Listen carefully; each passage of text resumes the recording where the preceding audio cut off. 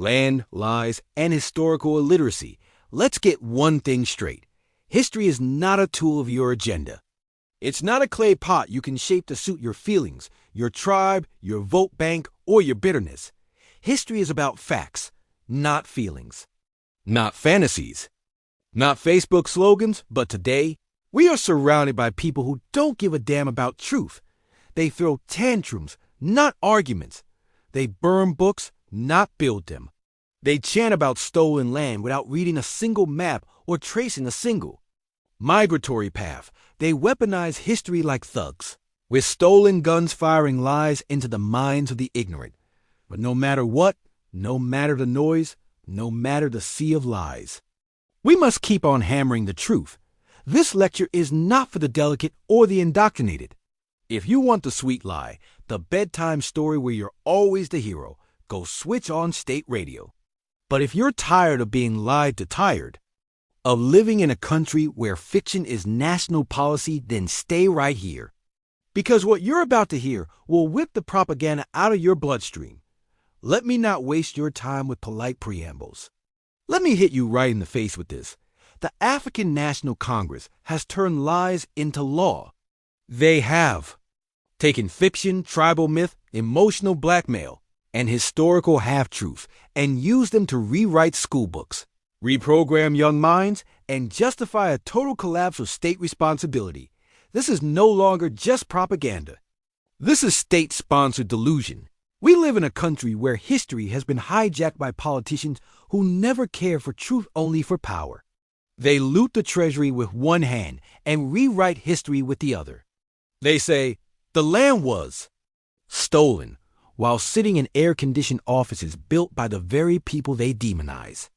They quote liberation struggle songs while driving German sedans, guarding Chinese deals, and handing over the borders to foreign cartels. And all of it, every excuse, every theft, every betrayal is wrapped in the ribbon of a historical lie. History is not political. It is factual. And if facts burn your slogans to ashes, then maybe your slogans were never worth repeating. And so, let us begin. Part 1. If we are to speak honestly about the origins of South Africa, we must start with two names. Only Khoi and Zan in European thought these are the foundational peoples of South Africa. Everyone else, yes, everyone came later, long before any Zulu, Sudis, Tswana, or Xhosa ever touched southern soil. The Khoi and the San were here. They were the original custodians of the land. For tens of thousands of years, the Khoi and Zan roamed the plains, survived the droughts, tracked the stars, respected nature, and buried their dead beneath the same soil we now walk on. They were a spiritually rooted, earthbound people. They left behind rock art, tools, social systems, and a relationship with the land that no political chant will ever replicate. The true history of South Africa pivots on two foundational pillars: the Khoisan people, the earliest known inhabitants of this land, and the European settlers who brought with them the systems, infrastructure, and institutions that built the modern South Africa we know today. This country is not an African Bantu creation. There's no historical or archaeological foundation to the widespread political claim that South Africa belongs to the Africans, the Bantu-speaking people, who moved south from Central Africa. The land was home to the Khoi and the San. Long before, thousands and thousands of years before any African tribes arrived. That being said, we now descend to the second part. Here it is.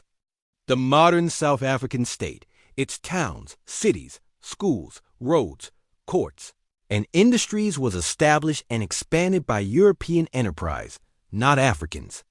I am sure this one you know that all the cities, all the towns, all the roads, all the avenues you enjoy are all the creations of white people, the Europeans, not Africans. In 1994, the Africans were given the opportunity to govern this country. What did they do? What we have witnessed since 1994 is not a triumph of justice or liberation. It is a criminal takeover masquerading as democracy. The ANC government, a party composed largely of Africans, has systematically looted, dismantled, and desecrated every institution it inherited. They did not improve what was built. They inherited a first world state and turned it into a mafia playground. They destroyed Eskom, plunging a once thriving nation into darkness. They ruined Denel, collapsing South Africa's global defense credibility. They looted SAA in the post office, destroying vital public infrastructure. They emptied municipal coffers, leaving towns like Rustenburg, Harrismith, and Alexandra in worse condition than during apartheid. They turned our borders into open doors for drug lords, illegal immigrants, and traffickers from Nigeria, Congo, Mali, and beyond who now rule the inner cities. The ANC, the Africans, did not liberate South Africa. They hijacked it, and what followed was a betrayal of historical truth and a spiritual contamination of public life. This isn't just a story of corruption. It's a story of cultural and moral decay. The Bantu political elite who run South Africa do not serve their people.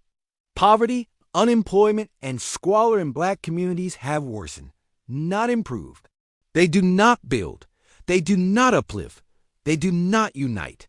Their power depends on keeping the masses poor, angry, and historically confused. They spread lies. Lies about the land, lies about history, lies about entitlement. They cultivate hatred and historical amnesia, selling poison in the name of justice. But how can you speak of justice while destroying your own people? Let us be clear. Poverty under an NC rule is not a legacy of apartheid. It is the direct consequence of an NC rule. They have done nothing for Alexandra, Soweto, Soshanguve, Khayelitsha, Guguletu, or Umlazi. They have failed at every level, and it is not accidental. It is cultural. It is systemic. It is soul deep. Land, lies, and historical illiteracy. The land belongs morally, spiritually, and historically to the Khoisan, and the civilizational foundations of the country are clearly European. The Portuguese, Bartholomew Dias Vasco da Gama, the Dutch, Jan van Riebeeck, and the British laid the groundwork of governance, trade, and urban development. The Afrikaners extended it, further trekking into unknown frontiers, founding towns, building railways, and creating farms where there was once bushveld. Meanwhile, the Bantu-speaking peoples were locked in bloody internal wars. The Mafeking, instigated by Shaka Zulu, saw untold massacres and mass displacements. African kings like Mashoshu, Mzilikazi, Soshangain, and others waged war upon each other long before colonial intervention. These wars left deep scars, and what they reveal is this: Africans themselves were settlers in South Africa, often conquering or displacing others, especially the Khoisan, long before the claim of colonial dispossession was ever made. How, then, can a people who came after both the indigenous Khoisan and the European founders of modernity claim exclusive ownership of this country? If South Africa is to heal, it must return to truth. And the truth is simple. The land belongs first and foremost to the Khoisan. For tens of thousands of years, the Khoisan roamed the plains, survived the droughts, tracked the stars, respected nature, and buried their dead beneath the same soil we now walk on. They were a spiritually rooted, earthbound people. They left behind rock art tools, social systems, and a relationship with the land that no political chant will ever replicate. They owned the land. Then came Europeans not as invaders, but as navigators and settlers. Bartholomew Dias, Vasco da Gama, Jan van Riebeeck, men who charted seas and risked death, not to colonize a people, but to establish ports, trade routes, and supply stations on a rugged and unclaimed coastline. These early arrivals did not find a united African kingdom. They found Khoisan communities in empty, untamed land. They didn't see cities. They built them from scratch. They drained swamps, built roads, introduced agriculture, mapped rivers, set up legal systems, started schools, developed trade, and laid the foundations of the towns and infrastructure we still use today. This is not opinion.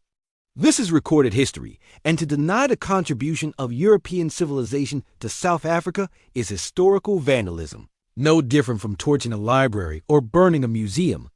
The modern infrastructure and institutions were built by Europeans, especially Afrikaners and the British.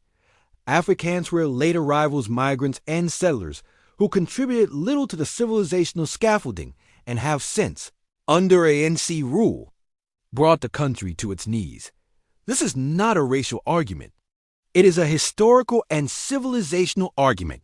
We must recover our respect for truth. We must stop telling children that South Africa was stolen from the Bantu. It was not. We must stop demonizing those who built the country and start confronting those who are destroying it in real time. Let us rise above manufactured rage, tribal entitlement, and post-liberation criminality. Let us inhale the true spirit of this land of Khoi, sand wisdom of European ingenuity, of beauty, peace, and potential. Let us build a South Africa rooted in truth, not bitterness, in honor, not hatred, in civilization, not chaos. ANC government is not a government of the people. It is a criminal syndicate hiding behind the mask of democracy. The time has come to name it, shame it, and reclaim the country from the gangsters who have hijacked it. History will not forgive. Lies. The Bantu peoples, the Africans, came later. Much later, between 1000 to 1600 AD, waves of Bantu-speaking migrants moved southward from Central Africa.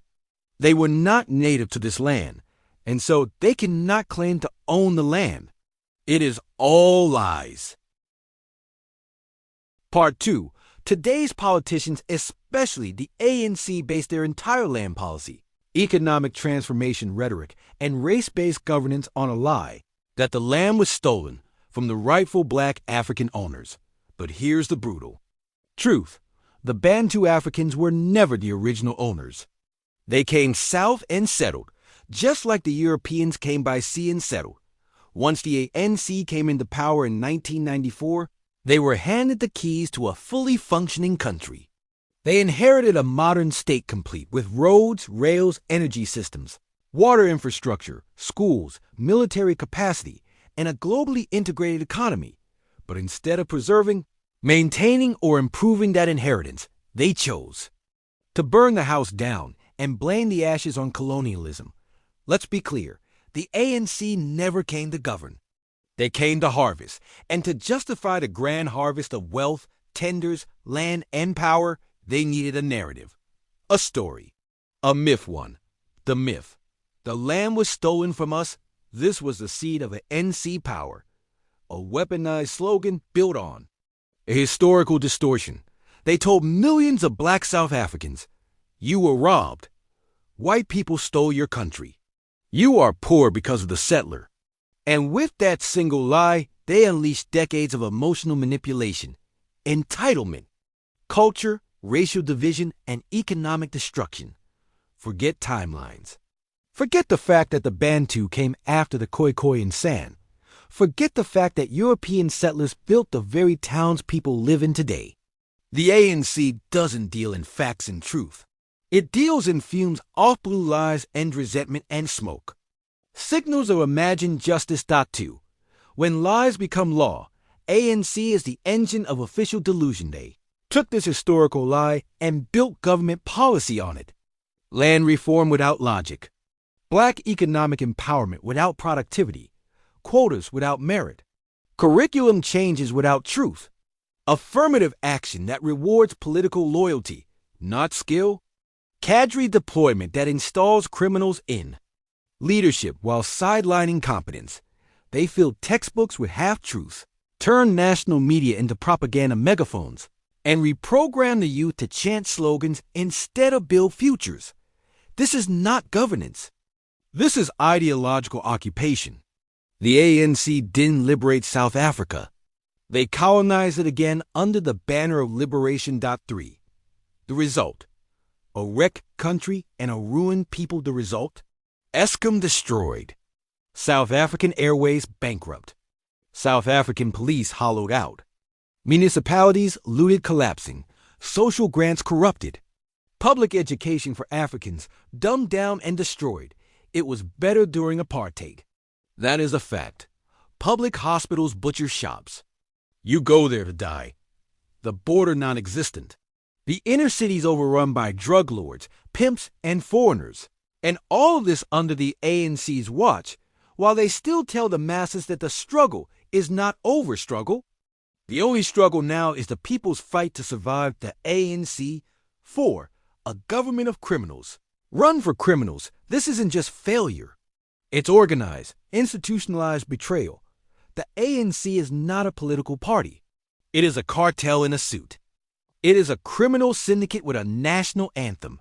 They protect looters, assassinate whistleblowers, rig contracts, kill journalists, and run parallel economies through tender mafias and illicit syndicates.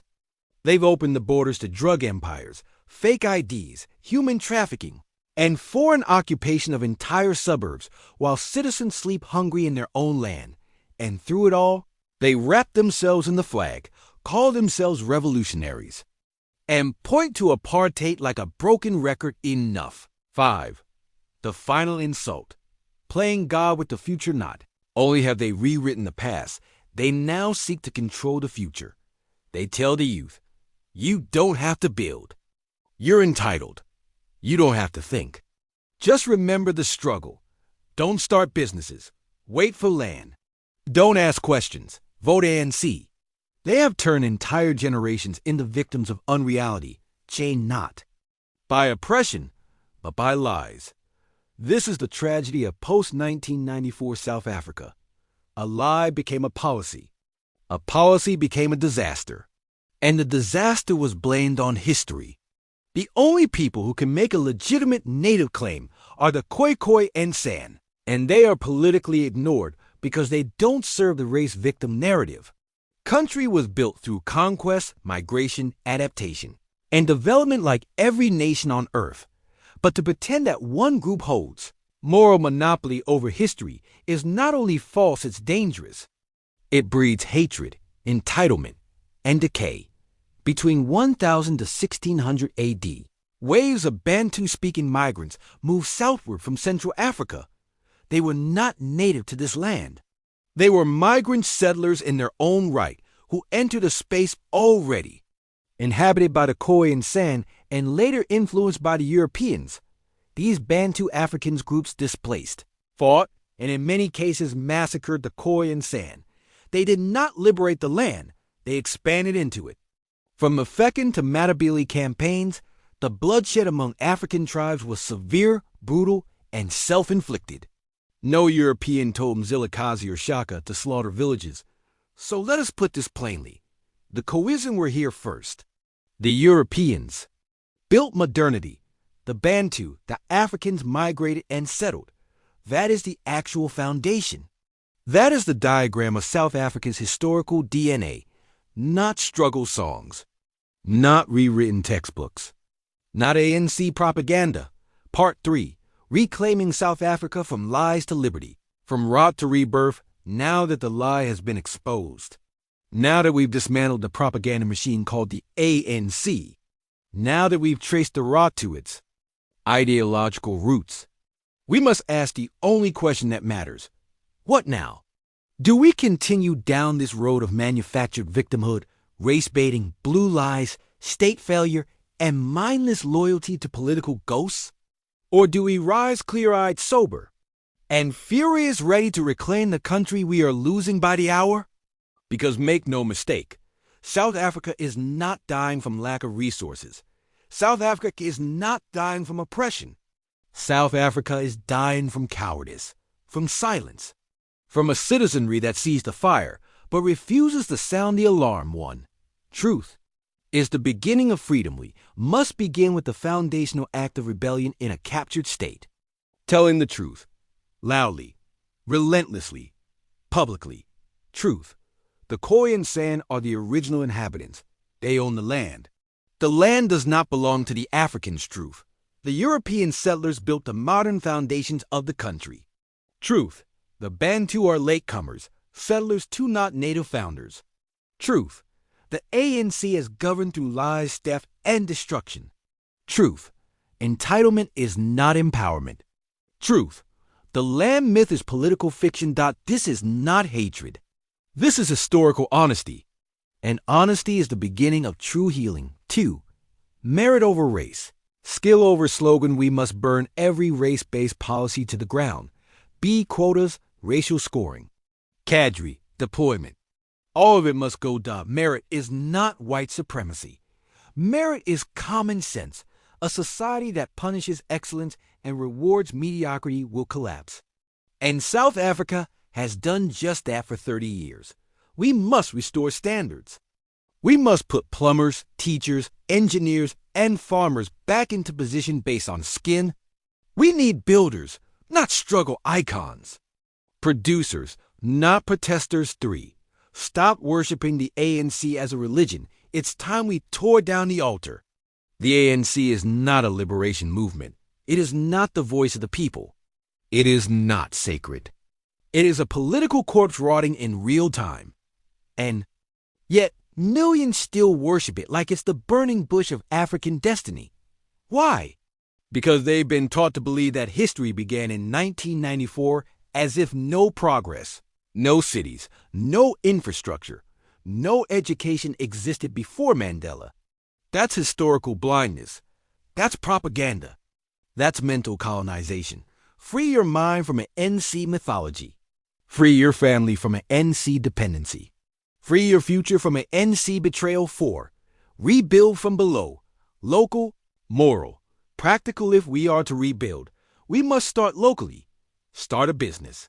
Train a skill. Fix your street. Teach your children the real history. Protect your neighborhood. Form micro-communities of excellence. Grow food. Trade services. Reject corruption. This country won't be saved from the top. It must be rebuilt.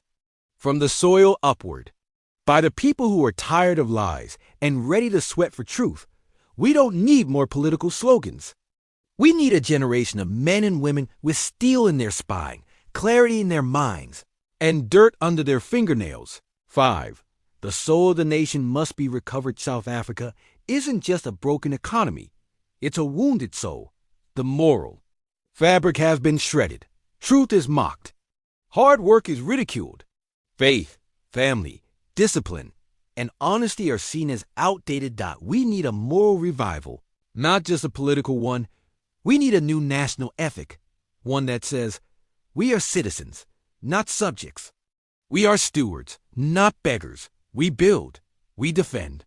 We think, we rise. South Africa is at war, not a war of guns, but a war of truth versus lies, of builders versus looters, of real history versus emotional fiction. The ANC has ruled long enough. They have taken enough. They have lied enough. And if we allow this to continue, then we are not victims. We are volunteers. History is watching. The soil is waiting. The future is calling. Will we answer? If the ANC thinks it can play Joseph Goebbels with South African history spaying lies into doctrine, fiction into curriculum, slogans into policy, then let this be the official response. We are ready. Ready with facts, fire, and fearless memory. Goebbels. Control radio. YouTube is ours. Goebbels had state media. We have street voices, town hall voices, TikTok truth bombs, and truth tellers rising from the soil of Soshanguve. To the soul of the KAROO. We are not afraid of your propaganda machine, because your propaganda is cheap, built on slogans, fear, and poverty maintenance. Ours is forged in suffering, research, courage, and conviction. You spin myths in air-conditioned boardrooms. We did truth from graveyards, archives, and broken schools. You never fix. Your lies may have ruled a generation, but this generation is immune. We've tasted your liberation, and it stinks of theft. We've read your history books, and we know what you removed.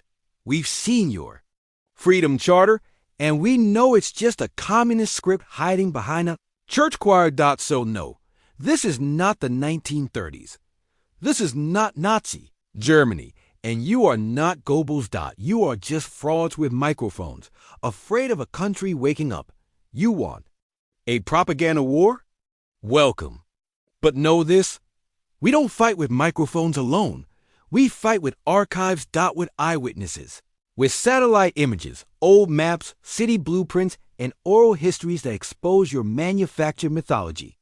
We fight with working-class wisdom, the kind you can't buy with a t-shirt and a chicken parcel. During election week, we are the resistance to your rewriting. We are the virus in your mainframe. We are the authors of memory, and we don't need your permission to speak, so push your lies, print your slogans, sing your struggle songs.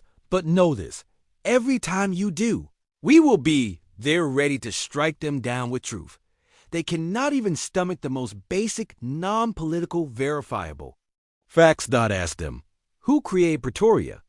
Answer, the Voortrekkers Afrikaners fleeing British rule, led by Martinus Pretorius, who founded the city in 1855 and named it after his father, Andries Pretorius, the hero of the Battle of Blood River.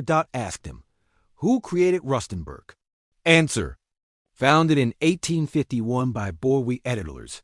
Rustenburg became one of the earliest Afrikaner farming towns, long before the ANC was even a fantasy in anyone's mind. These are documented, mapped, architecturally, and municipally recorded facts, not folklore, not oral history, not ideology, just plain historical, brick-and-mortar truth. But they don't want truth. They want historical amnesia. They want children to believe that everything in South Africa spontaneously emerged out of Bantu African sacrifice and struggle songs. No mention of the Voortrekker Monument, Jan van Riebeeck's garden that started Cape Town agriculture, the grid structure of Pretoria modeled on European planning, the Dutch Reformed churches that form the civic and cultural backbone of these cities. They will shout colonizer at every mention of a European name, yet they sleep in houses built by European engineers, drive on roads paved by Afrikaner planners, get electricity from infrastructure designed pre-ANC, and cash social grants from a fiscal system established by the very state they demonize. This is the madness of modern South Africa, a people living inside the house they claim was stolen, while destroying the furniture and blaming the builders. It's not about race. It's about truth versus tantrum. Pretoria and Rustenburg are monuments to planning, perseverance, and production. And no amount of struggle rhetoric will erase their origins. You want decolonization? Start with honesty. Perhaps there is a need to enlarge and repeat this aspect of South Africa, the modern South Africa. We must enlarge it and repeat it. So let us just do that. They say land was stolen. They say everything we see, every town, every street was taken by force. They tell our children that nothing existed before 1994 except pain and injustice. But the bricks tell another story. The roads speak. The names, the dates, the plans they speak. We walk you through the true builders of South Africa, not the chant leaders, not the cadre committees, but the people who mapped rivers, laid rail, dug wells, and founded the towns we still live in today. Let's begin. Cape Town, founded in 1652 by Jan van Riebeeck on behalf of the Dutch East India Company. Cape Town was not seized from a black kingdom. It was a refreshment station, a small port with gardens and livestock to serve ships sailing to the east. Here, the first organized agriculture began. Roads, law courts, written records all laid down while Europe was building and Africa was migrating. Cape Town is a European outpost, built from the soil up long before any Bantu Afrikaners reached the southern tip. Pretoria, founded in 1855 by Martinus Pretorius, Voortrekker leader, named after his father Andries Pretorius, hero of the Battle of Blood River. Pretoria was not a tribal kingdom. It was a city planned, surveyed, and laid out by Afrikaners. It would go on to become the administrative capital of South Africa. Every street, every statue, every civic structure in early Pretoria came from Afrikaner civil engineering, sacrifice, and political vision. Rustenburg, founded in 1851 by Boer settlers, early Afrikaner farmers, one of the oldest towns in the Northwest, founded on Christian values, agricultural resilience, and settler planning, not on conquest. Here the soil was turned by hand. Churches were built, and early Afrikaner society took root. Bloemfontein, founded in 1846 by British colonial authorities. What began as a small British garrison and trade post grew into the judicial capital of South Africa. Named Fountain of Flowers, it became a seat of law, learning, and national deliberation. Johannesburg, founded in 1886, not by Africans, not by kings or chiefs, but by gold prospectors, settlers, Afrikaners, and British alike. Johannesburg is a boomtown born of the discovery of gold in the Witwatersrand, built in 10 years, transformed into a world-class economic hub before the ANC ever existed. Durban, founded in 1824 as a British trading station. Port Natal, here the British clashed with the Zulu kingdom, negotiated settlements, and established a deep sea port. The city as we know it today. Its grid layout, docks, shipping routes are the legacy of British planning. Not tribal development. Port Elizabeth, now Gqeberha, founded in 1820 by British settlers as part of colonial expansion. A planned coastal town with clean streets, churches, schools, and a shipping economy. Its name change does not erase its European origin or historical role in modern state formation. Kimberley, founded in 1871 by diamond prospectors, De Beers, and the empire of Cecil Rhodes. The first city in South Africa to have electric street lights. It became the epicenter of mining innovation and global diamond trade. No tribal army built Kimberley. Engineers and miners did. Polokwane, originally Petersburg, founded in 1886 by Voortrekkers, expanding settlement routes. A northern town that became a key node in farming and Afrikaner independence. Long before any liberation movement arrived, this town stood firm, built on self-reliance and Christian values. Welcome, founded in 1947, around the gold fields of the Free State. It was a city born from mining entrepreneurship and engineering vision. One of South Africa's youngest cities, planned, developed, and built in the modern age. No kingdom founded it. No struggle gave birth to it. It was built, not chanting to be in closing message. History is not your servant. It does not bend to your politics. These cities were not founded by hashtags, race rhetoric, or ideological slogans. They were built by real people with plans, tools, and vision. They came to wilderness, bush, veld, and rock and built civilization from scratch. To erase these names, to deny these foundations, to lie about these towns, is to commit historical vandalism and civilizational betrayal. So the next time someone says everything was stolen, tell them to name one town built by Bantu kings in South Africa. They won't, because there isn't one. Let the truth be known. Let it be repeated. Let it be defended. Because history matters and lies destroy nations. This has been Who Built South Africa? The towns, the dates, the founders. Thank you for listening. Now share this truth. Let it travel. If these things are what they are, if the historical record is clear, dated, built in stone, brick, and documented fact, then why should we lie?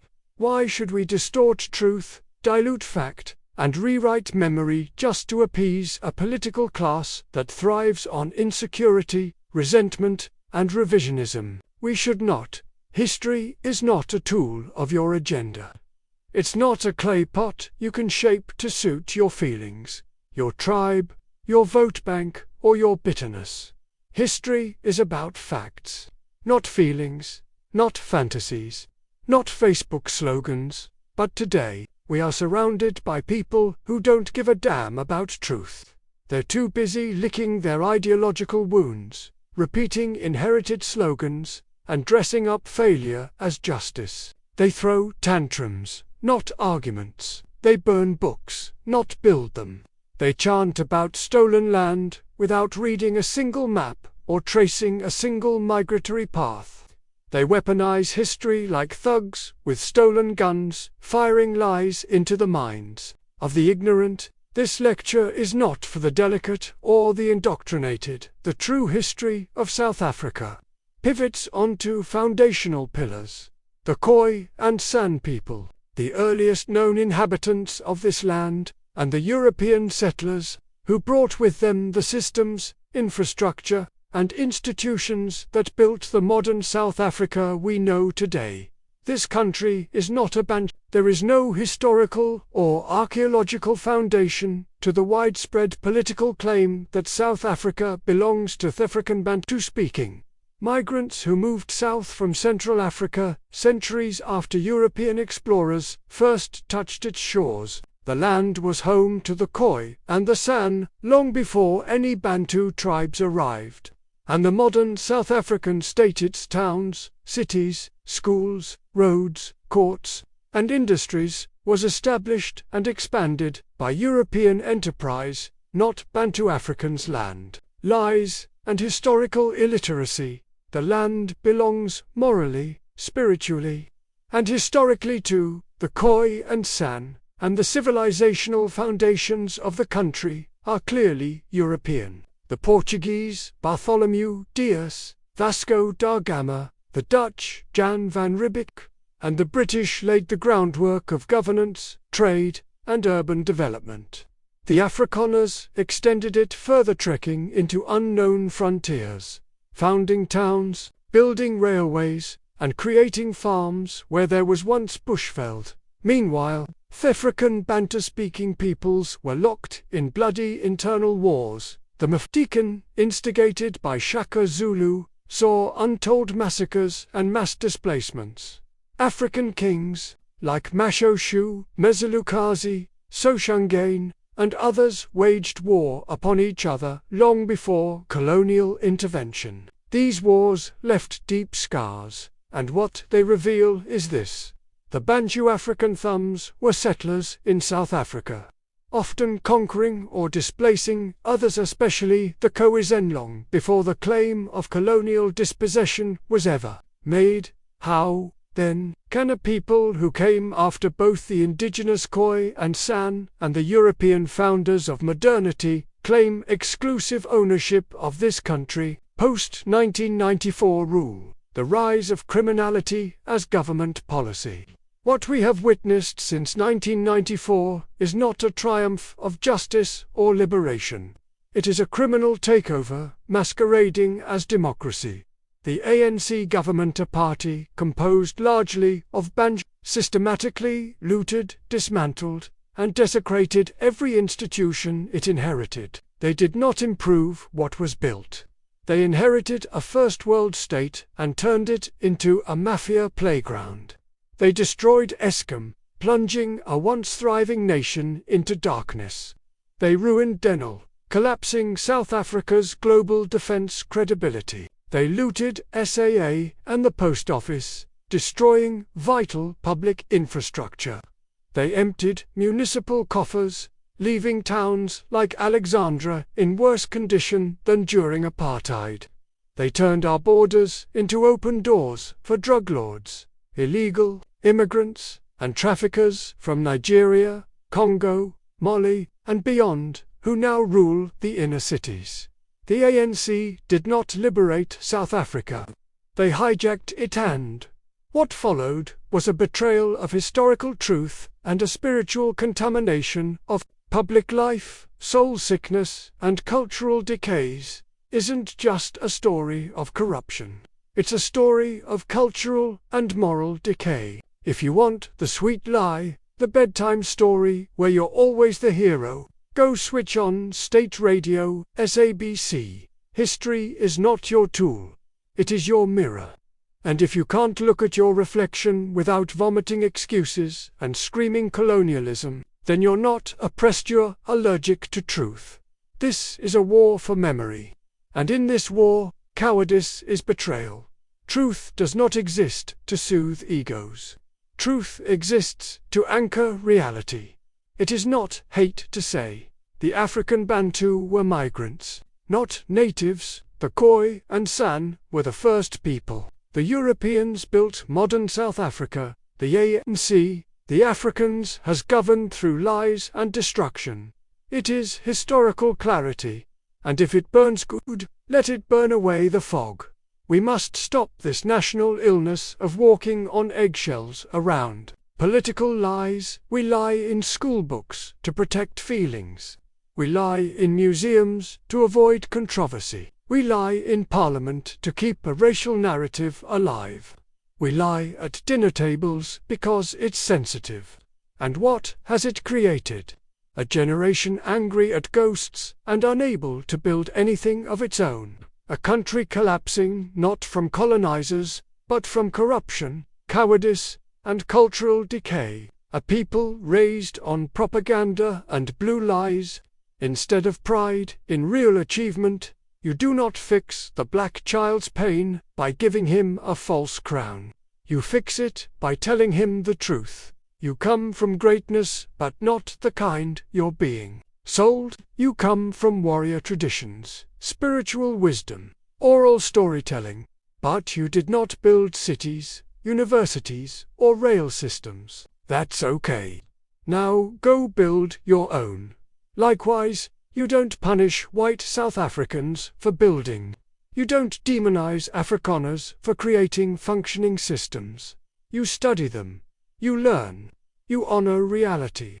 That's what healthy nations do. So no, we will not lie. Not for political appeasement. Not for fake unity. Not for fragile pride. Because a nation built on lies will collapse. And South Africa is proof of that.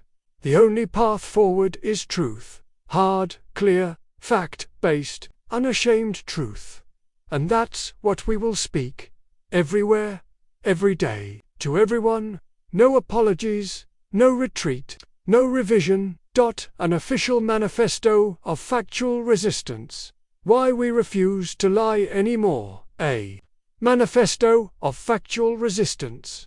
Enough. We have played polite. We have swallowed our facts. We have let the lies breathe, hoping time would correct them. But time did not. The lies grew stronger. The truth grew silent. The country sank. So now we say this clearly, boldly. Finally, to one. We will not deny the builders. We will not deny that Cape Town was built by the Dutch. That Pretoria was founded by Afrikaners. That Rustenburg, Johannesburg, Bloemfontein, Kimberley were all mapped, constructed, and governed by European settlers and planners. We will not pretend they were created by chance, by liberation slogans, or by ancient African kings, because they weren't. We live in homes, drive on roads, drink from dams, and use infrastructure that was built before the ANC, before the Freedom Charter, before 1994. And we will say it, out loud, in every language, to every child, too. We will not rewrite origins. We will not call the Bantu the original people of South Africa, because they were not. The first people were the Khoisan, gentle, earthbound civilization who walked this land long before anyone else came. Then came the Europeans by sea, and the Bantu by foot, both as settlers in different times. We will not allow politics to overwrite migratory facts, archaeological records, or historical chronology. The truth has no race, and truth does not answer to race-based shame. 3. We will not protect the ANC with silence. We will not pretend that the ANC liberated this country. We will not say they built democracy, while we watch them destroy every state-owned entity, collapse municipalities, unleash crime, erase borders, and flood inner cities with drugs and foreign mafias. We will call them what they are, a criminal cartel disguised as a government, looters in struggle regalia, a syndicate that inherited a working country and burned it for profit. 4. We will not trade truth for temporary peace. We will not lie to appease anyone. We will not sacrifice accuracy just to avoid offending fragile pride. We will not bend the record just to sound inclusive. Truth is not an insult. It's oxygen. If your dignity requires a lie, it's not dignity's delusion. We'd rather cause outrage with truth than build unity on falsehood. 5. We will rebuild from the rubble. We believe South Africa can rise, but only if it stands on solid ground, not on myths, not on victimhood, not on slogans, but on honesty, merit, production, and moral clarity. We will teach our children to build, not to beg, to learn, not to loot, to honor the past, not rewrite it. Point 6. We will speak everywhere. Every day, we will speak the truth in schools, in churches, in taxis, in boardrooms, and in blog. We will record it, publish it, shout it, write it, teach it, and we will not stop until the lie is dead. Let the cadres scream, let the propagandists weep. We are not afraid. We are the resistance to historical fraud. We speak not for hate. We speak for the restoration of sanity, because only truth can rebuild a nation. This is not a negotiation. This is a declaration. We will no longer lie. Not for you, not for peace, not for fear. We are done, and we are ready. This is the manifesto of factual resistance. The true story of South Africa, from the Khoisan to the present. 1. In the beginning, there were the Khoi and San, the original soul of the land, before the names South Africa, Africa, or even black and white were spoken here. There were the Khoi and San. They are not a footnote, they are the foundation. The San were hunter-gatherers, living lightly on the land, following rhythms of nature with deep spiritual reverence. The Khoi were pastoralists, herders of cattle, moving in harmony with the seasons, staking no claim but always knowing where they belonged. For tens of thousands of years, these two peoples lived in harmony with the land and with each other, so deeply interwoven that over time they became one. The Khoisan, they were not poor. They were rich in knowledge, in land, in language, in art, in balance. They were not homeless. They were the land. This is the first and primary phase of South Africa. All that came later is built on their soil, their bones, and their being. 2. The arrival of Europeans. The second thread in the fabric. Centuries later, Europeans arrived, not in conquest at first, but by wind and sea, drawn by the stars and trade. The Portuguese, Dutch, French, and British did not invade a nation-state. There was no South Africa to conquer, no border to cross. They came as explorers, settlers, navigators, and while skirmishes occurred, this was not genocide. The Khoisan survived. European settlers did not erase them. They interacted, traded, and in time intermarried. Europeans brought tools, writing, scientific agriculture, the first mapped territories, legal systems, schools, and medical practice. This is not to deny injustice, but to state truth. The European came and built side by side with nature and conflict alike. They did not displace the Khoisan overnight. They coexisted. 3. The arrival of the Bantu-speaking Africans. A later wave, not the first. From the north came the Bantu-speaking peoples, the ancestors of what is today called the Black African population. They were not native. They were migrants, arriving in waves, centuries after the Khoisan had already made the land their home. This migration was progressive, violent in some cases. The Mfecane crushed entire tribes, expansionist, settling into lands that had been Khoisan ecosystems. They were larger in number and brought with them iron tools, permanent settlements, kingdom structures. But let's be honest, they did not come to ask who owns the land. They came to settle and expand, just as any human does. So, if you arrive after the Khoisan and after the early European settlements, how can you now claim to own the land above all others? You arrived in time, yes, but not at the beginning. 4. The arrival of Indians, a working people who rooted themselves in the soil. In the 19th century, the British Empire brought thousands of Indian workers to work in sugar plantations. They were not colonists, they were laborers, and yet over time, through hard work, family networks, business acumen, they rooted themselves here. They built mosques, temples, schools, and enterprises. They too became part of the fabric of this land. To tell them now that they are outsiders is to spit on history. 5. And today, the Khoisan are called colored, a people erased by words. Perhaps the greatest tragedy is what happened to the first people. Today, The Khoisan have been renamed, repackaged, and forgotten. They are called colored, a colonial word that makes them seem like a racial middle ground, a byproduct, a blur.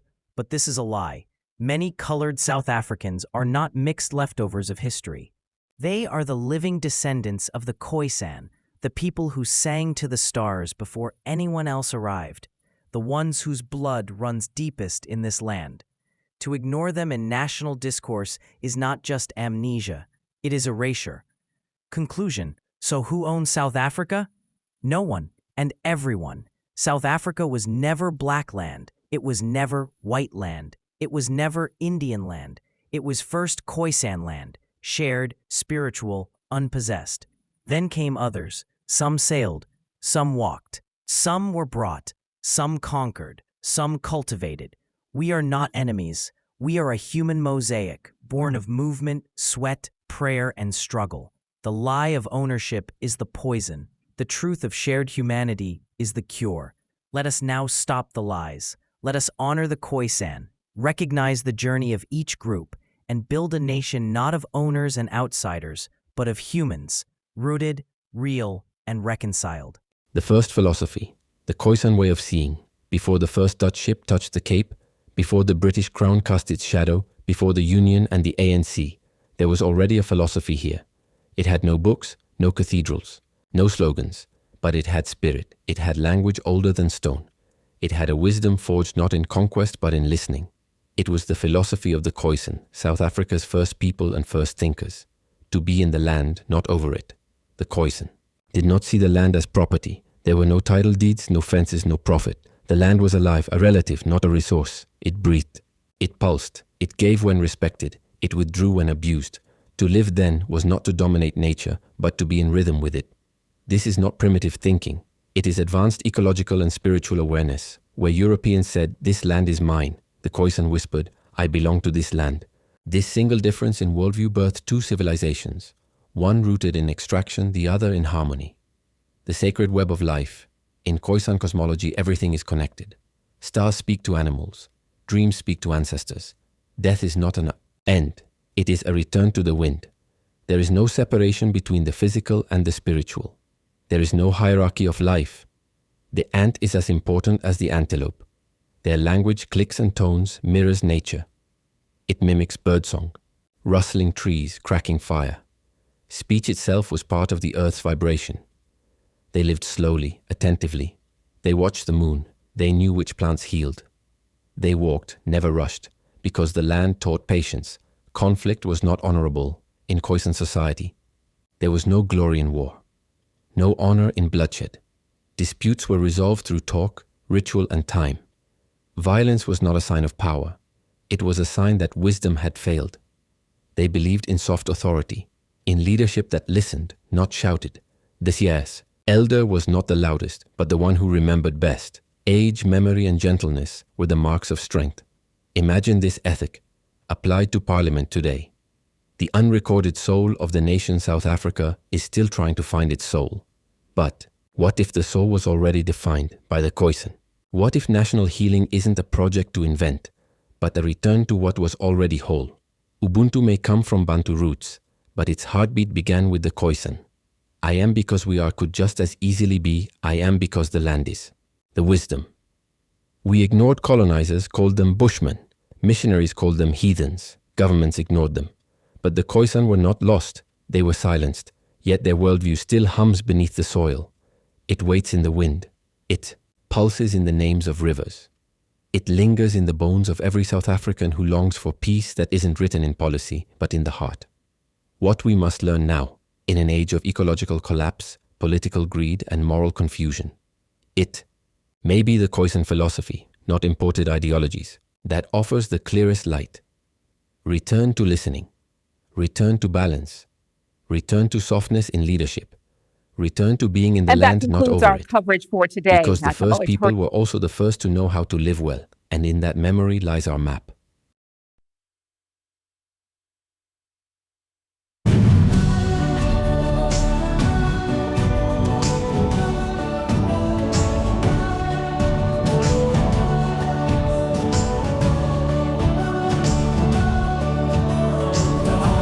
South African sun, where the golden plains stretch and run.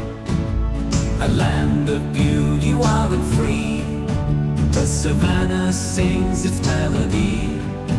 From the rolling hills to the endless sky, the whispers of nature, oh, they fly high. Peru's embrace a canvas so wide. In this land we take pride.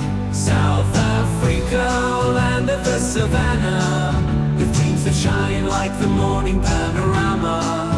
From the Karoo's heart to the Western Cape, every corner's a story, every moment escape. Cacti reaching for the sunlit glow, where the desert blooms and the rivers flow. Lil Karoo, a jewel of the West, in this ruggedness we find our rest. The colors of dusk paint the sky, as the animals roam and the eagles fly. In the stillness of night, under stars so bright, the spirit of Karoo, it feels so right. South Africa, land of the savannah, with dreams that shine like the morning panorama. From the Karoo's heart to the Western Cape, every corner's a story, every moment escape. In the whispers of the winds we hear the call of ancestors who walk these lands one and all. With every step forward we honor the past. In the land of the savannah our roots hold fast. South Africa, land of the savannah, with dreams that shine like the morning panorama. From the Karoo's heart to the Western Cape, every corner's a story, every moment escape. So let's sing of the beauty, the wild and true, in South Africa's heart.